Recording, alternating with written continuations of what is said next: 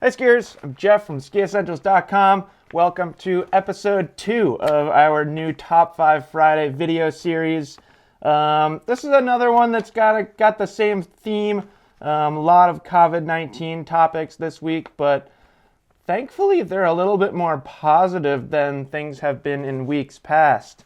So to start it off, LA Times and KTLA 5 News out of Los Angeles.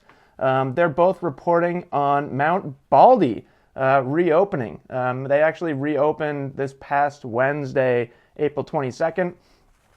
So pretty cool. I mean, that's, as far as I know, really the only lift service skiing in the country right now. I could be wrong about that, but I don't think I am.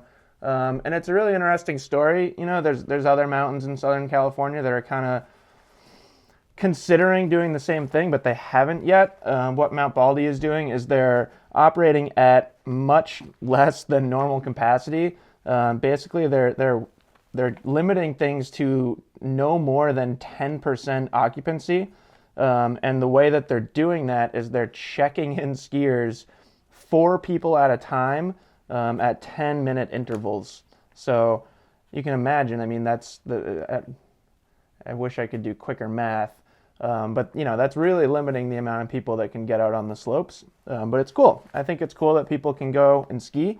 You know, obviously safety is the number one concern right now. But if people can get out and be active and enjoy their favorite activity while being safe, then great. We will mention Big Bear said they had no plans of opening. Doesn't sound like they will consider it at all. And Mammoth, kind of another Southern California mountain, they put out a statement that they're monitoring the situation, but really they're just going to follow basically local and federal guidelines, and no real specific information from them.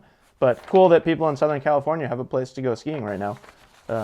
Next up, another COVID-19 topic. In fact, I think pretty much all of them are today. But this one's from the Denver Post, originally reported on this. This is something that I would imagine some of you have heard about already. Vail and Alterra company are both facing lawsuits over the early closures. So this is actually a quote from I don't know the legal term, but when they submitted the lawsuit, this is the quote: "Despite not providing the promised skiing access, defendants did not offer a refund or partial refund on passes." So basically, they're claiming that these mountains promised a certain amount of skiing or access to a certain amount of skiing, and because they're not providing that, they should be offering a refund. I personally have a few different feelings about this. I understand it from both perspectives, I guess. Without getting too much into it, I feel like there's bigger things to be worried about, and we kind of got the majority of the ski season in. So the way that I'm kind of thinking about it in my mind, and kind of a way to make myself feel better about it, is, you know, we've had seasons where we had like a really early spring. So it's unfortunate, but in those seasons, there's nothing we can do about it, and that's kind of how I feel about this situation. It's unfortunate. I would like to be skiing right now, but it is what it is.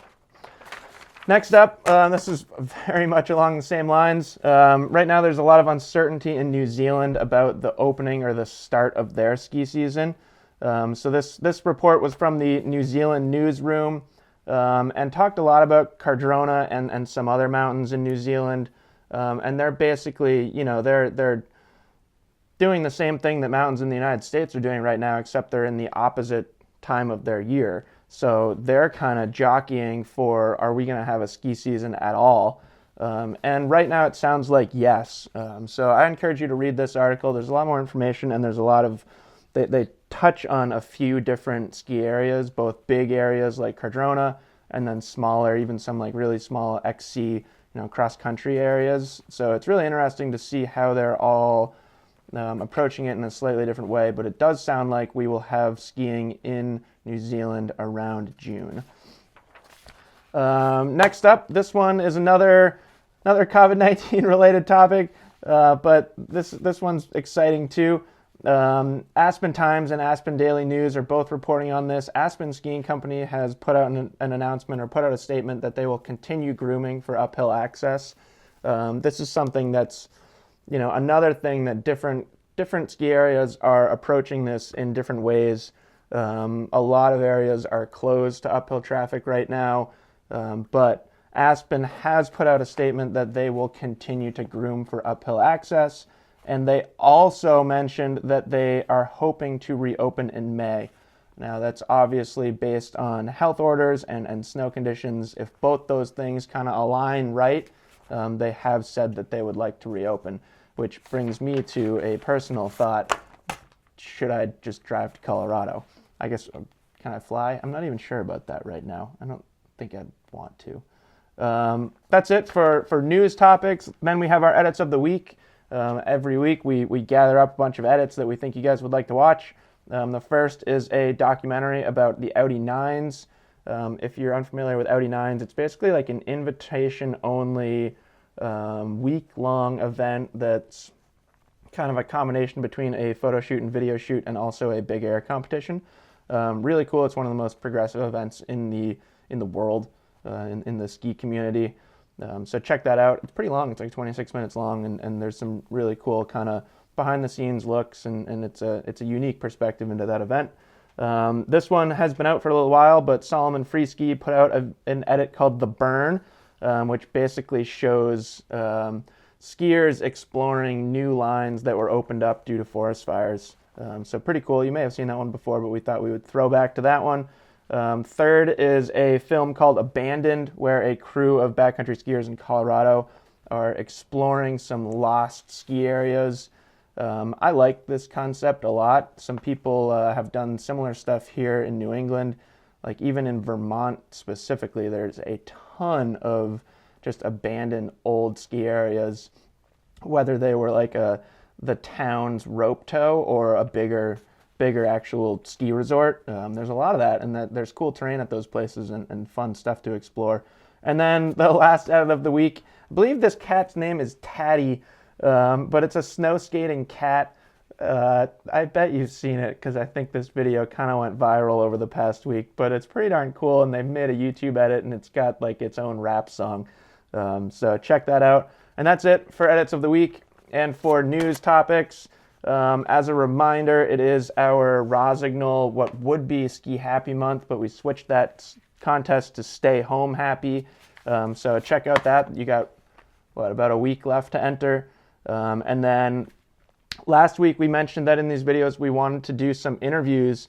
So our first interview, due to popular demand, is with my coworker and colleague Bob St. Pierre.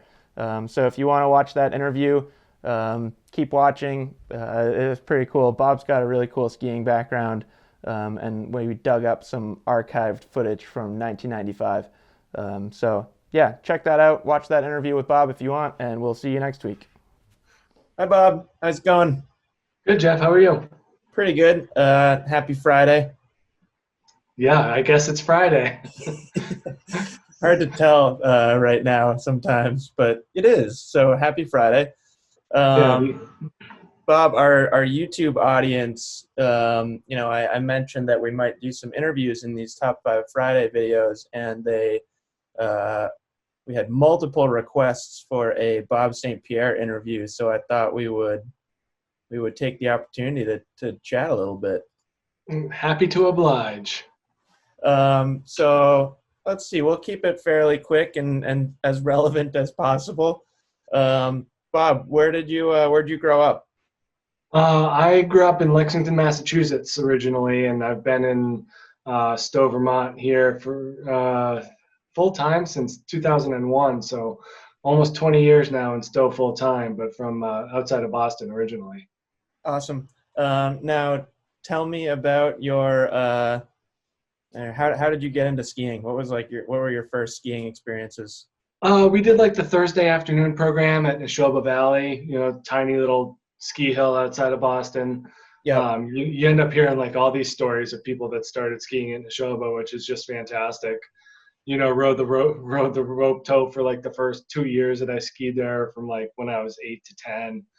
You know, and my dad, you know, kind of saw that skiing was a fun family activity. We were not like, you know, a skiing family or anything like that. And took a couple of weekend ski trips, and my dad kind of got fed up with that, and you know, bought a condo at Loon, and we became weekend warriors from probably when I was, you know, 11, 12 years old on through high school. So, you know, those were most of my formative years. Nice. And then moved to, you know, moved to Stowe, started skiing at Stowe in college, went to St. Michael's College, and been here ever since. Awesome. Now I know at Loon, and throughout, you know, your teenage years, so to speak, you competed in freestyle, right? Yep. I don't know why I'm asking you that because I know that as a fact. So yeah, Bob dug up some footage from 1995, which you guys are looking at right now. Tell me a little bit about competing in freestyle back in that generation. It was kind of an interesting generation with upright aerials and stuff like that. Yeah, I mean, those upright aerial clips are interesting because that's kind of where you would practice your dream jumps that you could do in your moguls competition. You know, this was just kind of on the cusp of people kind of spinning consistently in the moguls. You know, you kind of saw those high end athletes doing it. Um, and this was like right after like the Lillehammer Olympics was these videos. You know, Jean-Luc Brassard from Canada was a gold medal winner that year. You know, just these huge Cossacks, you know, beautiful extension, and everyone just wanted to do that. You know, really kind of tweak out these tricks. Not a whole lot of spins, certainly no inverts in the moguls. You know, you had to do inverted aerials if you wanted to go upside down, Yeah. and that was kind of those uprights were the gateway to those inverts. But the other big thing was combined. So you had your moguls, your air, and then your ballet. It was called ballet at the time. Sure. So that was what you wanted to do. You know, try to get that combined award. You know, no ballet footage, unfortunately. Um, just the air and the bumps. Um, but that was always just fun. You know, you got to ski around on like little 140s and have these huge, you know, 60-inch steel poles that could Yeah. support your whole body weight. Yeah. Could you do a pole So flip? not with my skis on, just with boots on I could, but not with my skis on. Sweet. Can you Um, still do a pole flip? I wouldn't dare. All um, right, fair enough. Now, I know your ski career kind of took you from a competitor into a coach role. And, you know, I think of two skiers in particular who you coached, who are now pretty successful professional skiers, Tanner Rainville and Max Gorham. You coached both of those skiers at Stowe. What was it like coaching talented skiers like that when they were really young? it was pretty incredible. You know, like with someone like Max, I'd known him since he was about 8 years old. And you know, you just saw the pop come out of this kid. You know, like that was the first thing I noticed. You know, you see this 8-year-old kid hit a jump and just had a natural instinct to just, you know, throw his hips forward and boom, just, you know, way bigger than anyone else, you know, years above his age gap. And you know, Tanner, you know, he was just this kid that showed up. I think he was 13 years old, and just saw him doing backflips right off the bat. And I'm like, oh, I really can't show this kid how to do a whole lot.